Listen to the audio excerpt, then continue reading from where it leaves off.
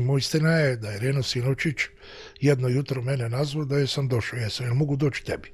Kako ne mogu doći, uvijek sam ti rekao. I došao je i ležan, popili smo kavu, popričali i Reno Sinočić se digao, izvadio iz torbe istupnicu i brisovnicu od nogometnog kluba Zadar i rekao ovo će biti veliki igrač. Tako je došao Luka Modrić u Dinamo. I to je jedina, da ga je ono se. Jer da ga Reno Sinočić nije pustio, ne bi ga nikad došao. Da. I poslije se pokazalo sa Subašićem golmanom, gdje je Reno nije ga pustio, nego znamo da je bila i afera mala i tako. Ali dobro, sad nećemo o tome, nego o tome lepom dijelu. I tako Luka Modrić dolazi, zaista odlazi na treninga gledati jedan put, pa drugi put i kaže, zovi Deverića da dođe.